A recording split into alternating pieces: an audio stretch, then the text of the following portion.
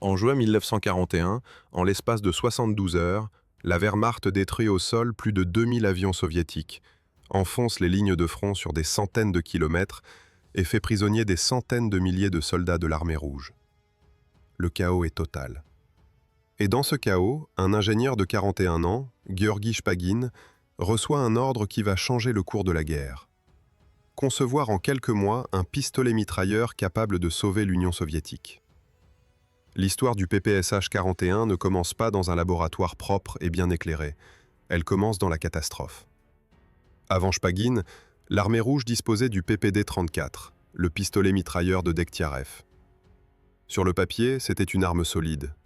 En réalité, c'était un désastre industriel. Chaque unité nécessitait une fabrication artisanale minutieuse, des centaines de pièces usinées avec précision, et coûtait 900 roubles à produire en 1940. Pour une armée qui se comptait en millions d'hommes, c'était une absurdité économique.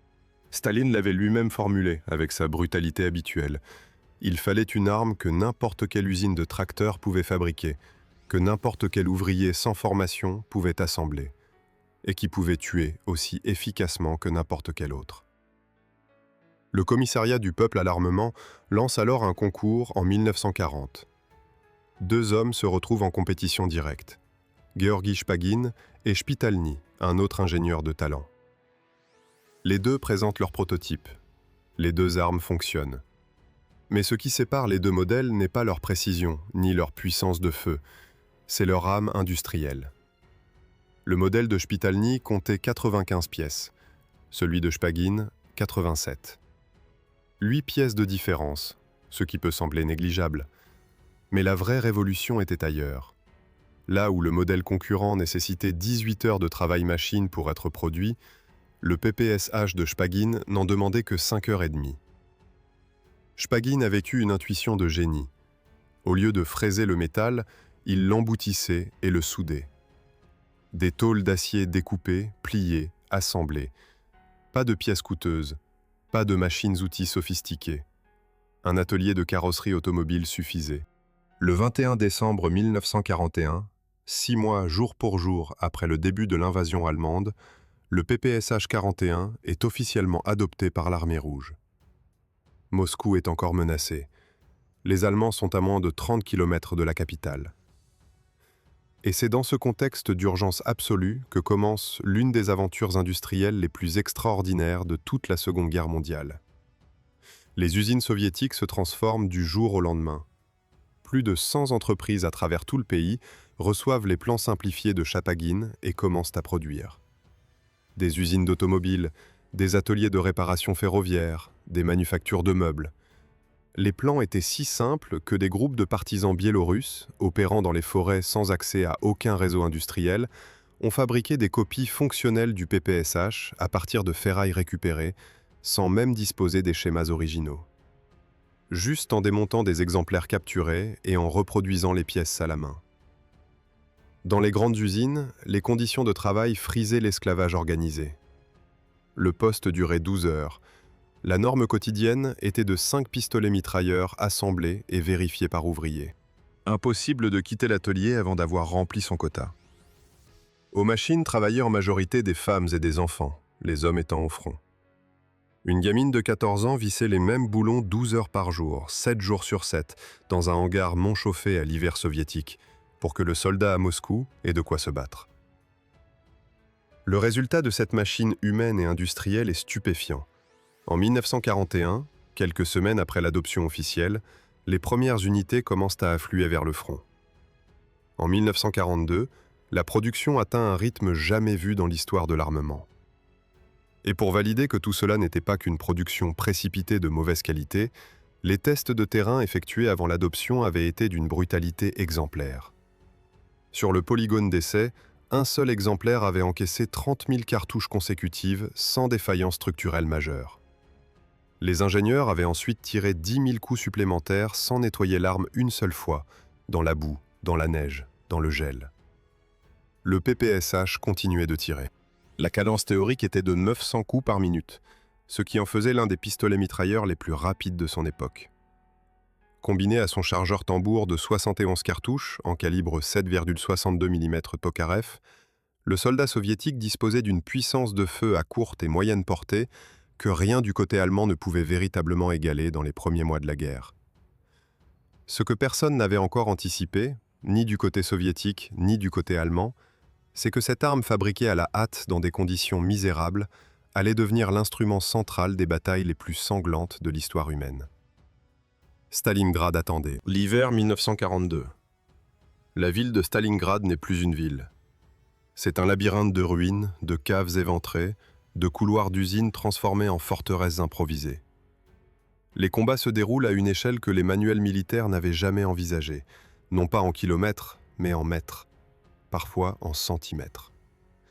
2 soldats ennemis séparés par un mur de briques, une fenêtre condamnée, un couloir obscur de 3 mètres de long. Dans cet enfer urbain, le fusil à verrou devient presque inutile. Le temps de recharger, tu es mort. Ce qui compte, c'est la densité de feu. Et le PPSH-41 était précisément conçu pour ça. Les commandants soviétiques avaient compris très tôt que Stalingrad n'allait pas se gagner avec des tanks ni avec de l'artillerie. L'aviation allemande avait transformé la ville en décombres dès août 1942 et paradoxalement, ces décombres étaient devenus la meilleure défense des soviétiques. Dans les ruines, l'avantage technologique allemand s'annulait. Ce qui restait, c'était la proximité brutale du corps à corps. Le général Vassili Tchouikov, commandant de la 62e armée soviétique enfermée dans Stalingrad, avait donné une consigne simple à ses troupes. Coller aux Allemands. Rester si près de l'ennemi que l'artillerie et les bombardiers allemands ne pouvaient plus intervenir sans risquer de tuer leurs propres hommes.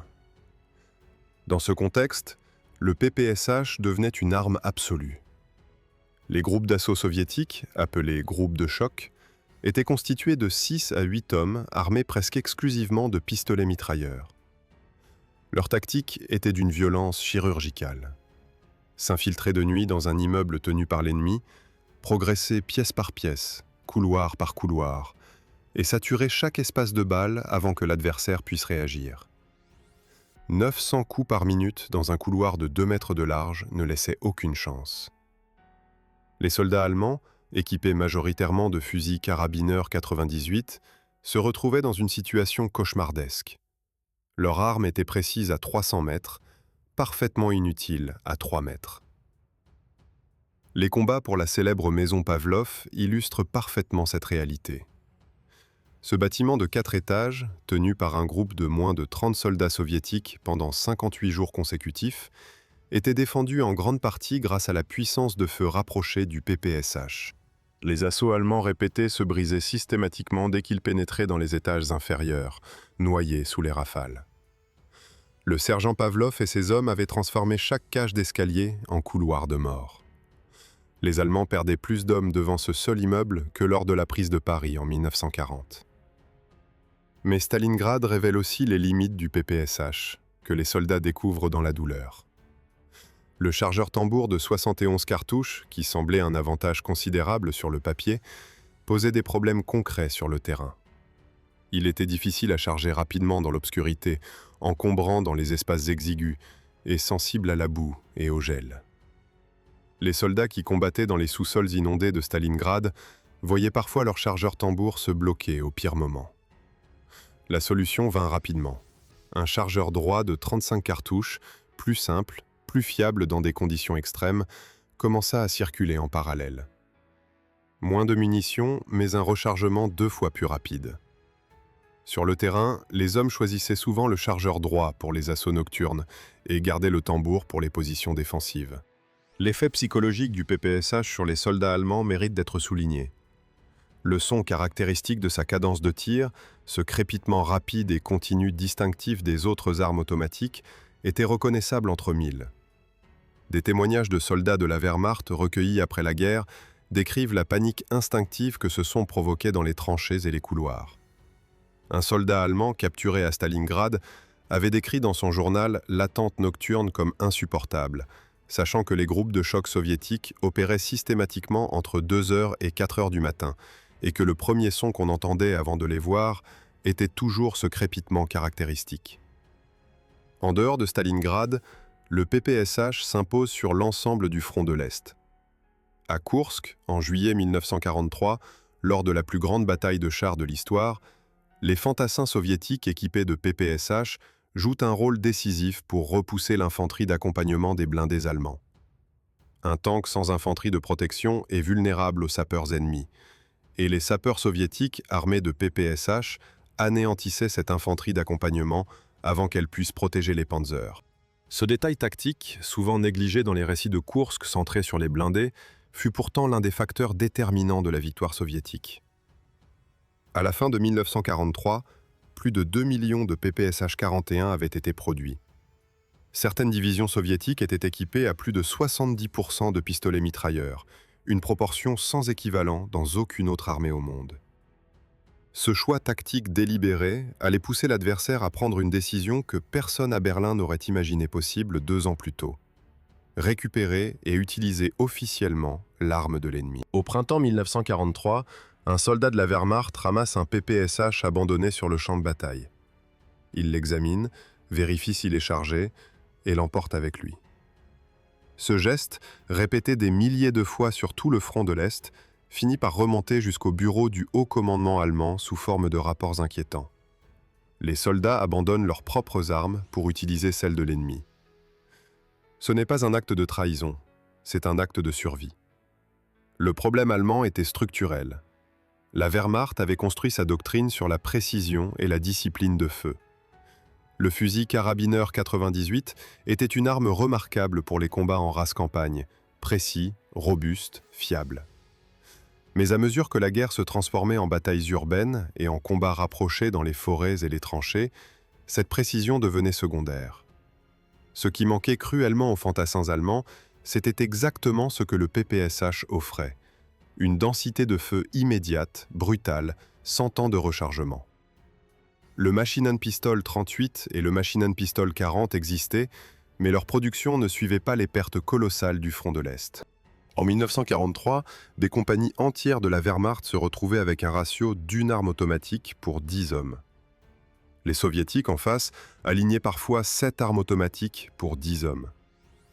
Face à cette réalité, le haut commandement allemand prit une décision sans précédent dans l'histoire militaire moderne. Officialiser l'utilisation d'une arme ennemie au sein de la Wehrmacht. Les exemplaires non convertis reçurent la désignation Maschinenpistole 717R, tandis que les PPSH reconvertis en 9 mm Parabellum furent officiellement désignés Maschinenpistole 41R. Des instructions furent distribuées aux unités pour expliquer le fonctionnement de l'arme, ses modes de sécurité, son entretien. Des soldats allemands furent formés spécifiquement à son utilisation. Ce n'était plus du braconnage individuel, c'était de la politique militaire officielle. Mais officialiser l'usage ne suffisait pas à résoudre le problème logistique fondamental.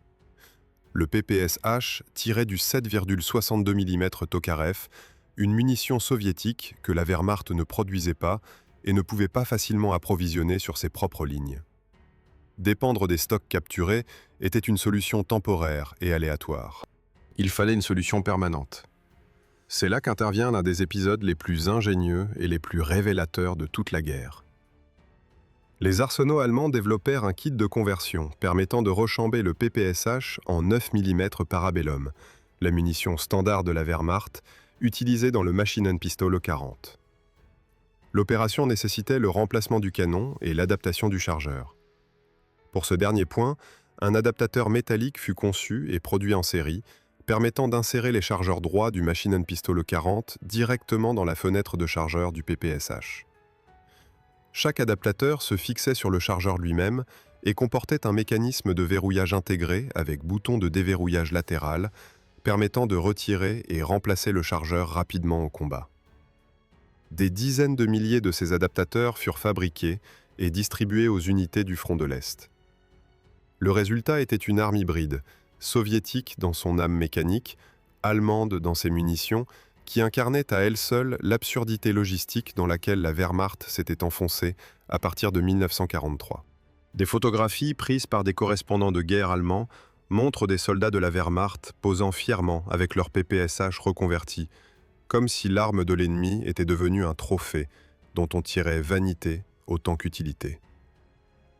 La Finlande, alliée de l'Allemagne dans ce conflit, développa une relation encore plus directe avec le PPSH.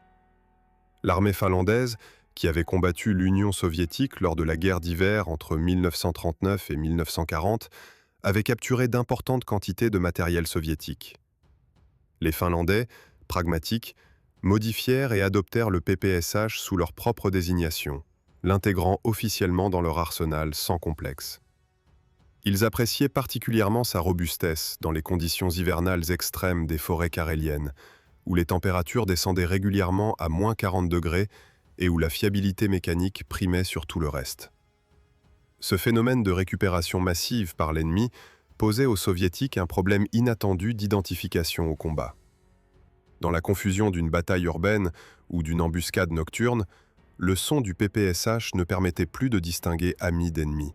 Des incidents de tirs fratricides soviétiques furent signalés dans plusieurs rapports de l'époque, des soldats de l'armée rouge ouvrant le feu sur leurs propres camarades en entendant la cadence caractéristique de l'arme, sans savoir si elle était tenue par un compatriote ou par un soldat allemand ayant récupéré l'arme sur un mort. Cette situation paradoxale, où la meilleure arme soviétique était simultanément utilisée par les deux camps, fut l'un des signes les plus clairs que la guerre avait basculé.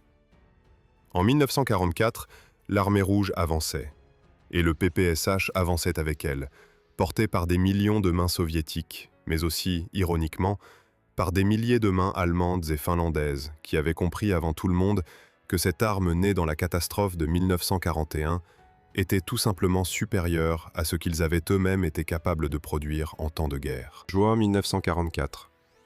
Pendant que l'Occident regarde le débarquement en Normandie, il se passe quelque chose d'encore plus décisif à l'Est. Quelque chose que les historiens occidentaux mettront des décennies à reconnaître à sa juste valeur. L'opération Bagration, lancée le 23 juin 1944, est la plus grande offensive terrestre de toute la Seconde Guerre mondiale. En 5 semaines, l'armée rouge détruit complètement le groupe d'armées centre-allemand, fait prisonnier plus de 150 000 soldats et avance de 600 km vers l'ouest. C'est une catastrophe militaire pour la Wehrmacht sans équivalent, supérieure en ampleur au désastre de Stalingrad. Et au cœur de cette offensive, le PPSH-41 est omniprésent. La doctrine soviétique avait évolué depuis les combats défensifs de 1942. L'armée rouge de 1944 n'était plus la masse désorganisée et mal équipée des premiers mois de l'invasion.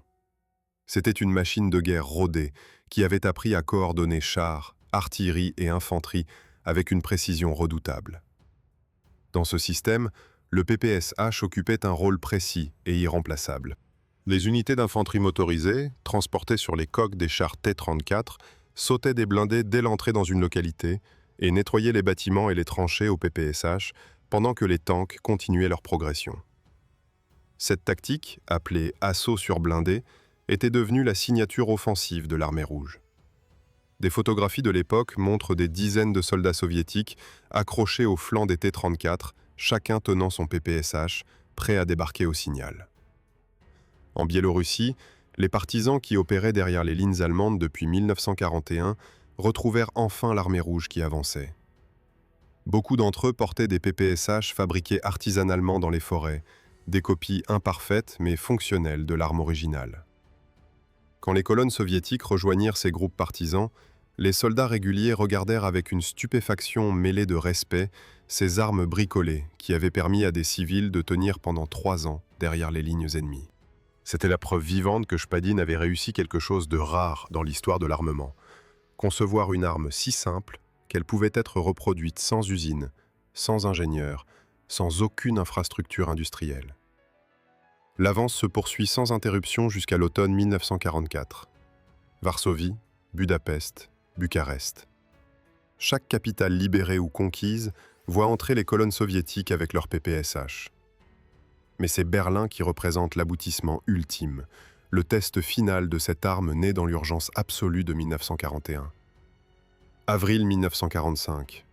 L'assaut sur Berlin commence le 16 avril avec une concentration de forces sans précédent. 2 500 000 soldats soviétiques, 6 250 chars, 41 600 pièces d'artillerie. Mais dans les rues de Berlin, comme à Stalingrad 2 ans et demi plus tôt, les grands chiffres ne racontent pas toute l'histoire. Ce qui se passe dans les caves, les couloirs du métro, les immeubles éventrés du centre-ville, c'est une guerre de fantassins, intime et brutale, où le PPSH règne sans partage. Les combats dans le métro berlinois furent parmi les plus sinistres de toute la bataille. Des unités des Waffen-SS et des Volkssturm, la milice populaire allemande composée d'adolescents et de vieillards, défendaient les tunnels et les stations avec une résistance désespérée. Les soldats soviétiques progressaient dans l'obscurité totale, parfois dans l'eau jusqu'aux genoux, après que les Allemands eurent ouvert les vannes d'inondation.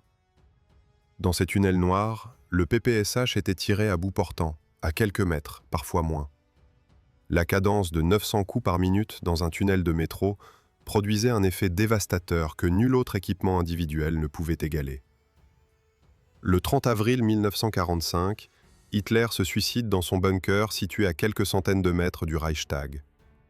Le même jour, les soldats soviétiques hissent leur drapeau sur le toit du Reichstag. Les photographies iconiques de cet instant montrent des soldats épuisés, couverts de poussière, tenant leur PPSH.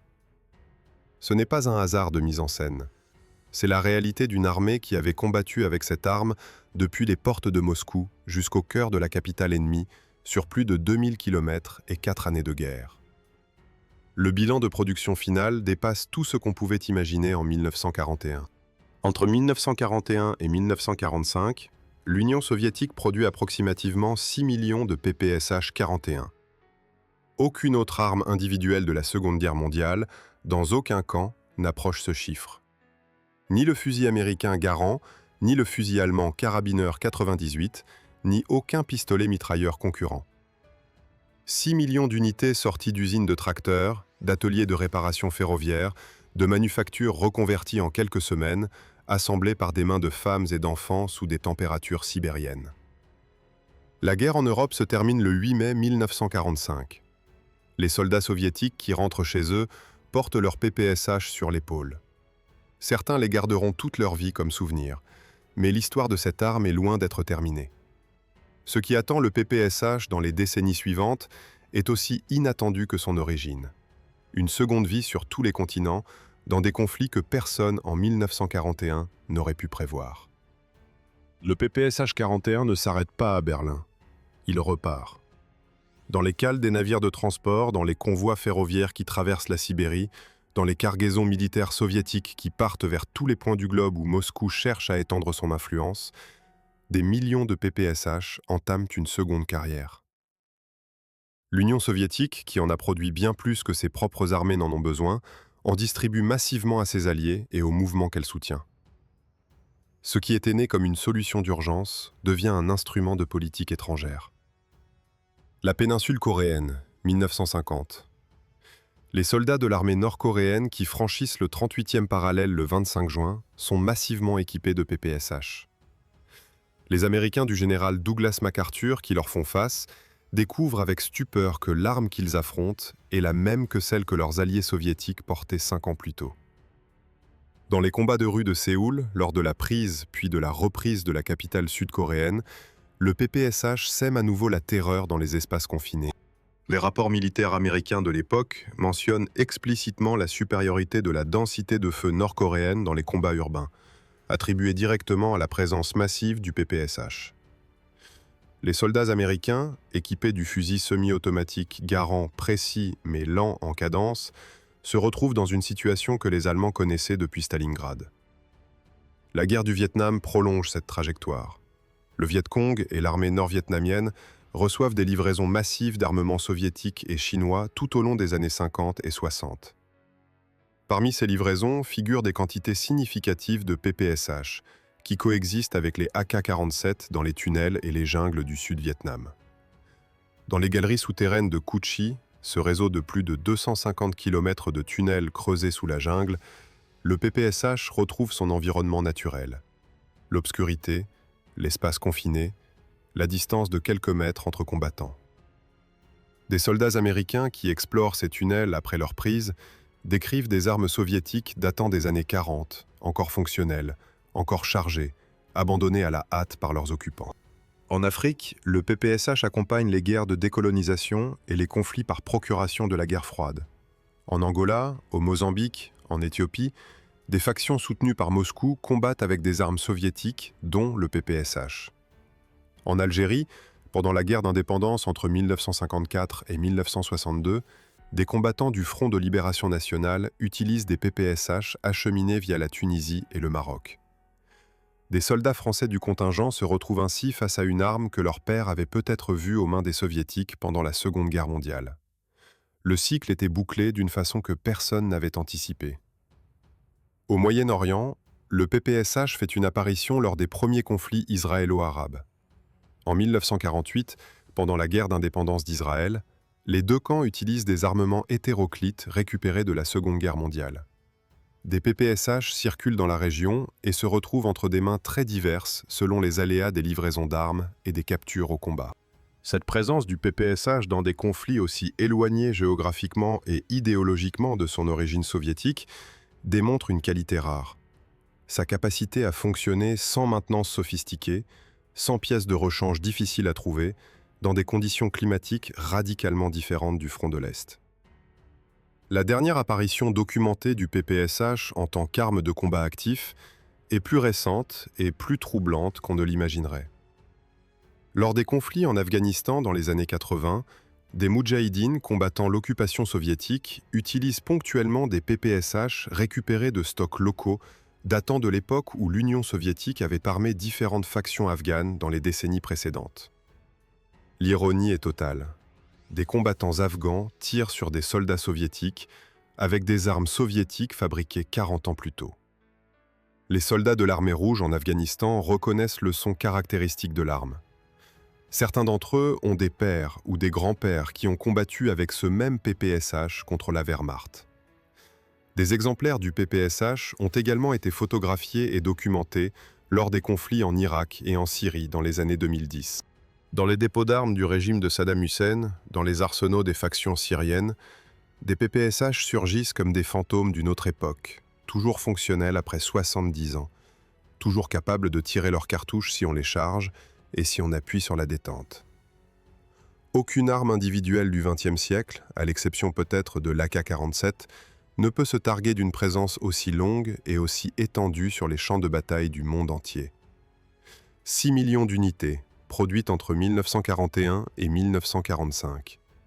Des dizaines de conflits sur 5 continents pendant les 70 années suivantes. Une conception née en quelques mois dans la catastrophe d'une invasion, par un ingénieur qui voulait simplement donner à des femmes et des enfants de quoi fabriquer une arme en 12 heures. Le PPSH-41 est entré dans l'histoire comme l'arme qui a tenu Moscou, nettoyé Stalingrad, traversé Berlin et continué à se battre longtemps après que la guerre qu'il avait enfantée fut terminée. Si cette histoire vous a passionné, je suis Théo Calibre, et c'est exactement le genre de récit que je vous propose chaque semaine sur cette chaîne. Laissez un like, partagez cette vidéo avec quelqu'un qui mérite de connaître cette histoire, et abonnez-vous pour ne manquer aucun épisode.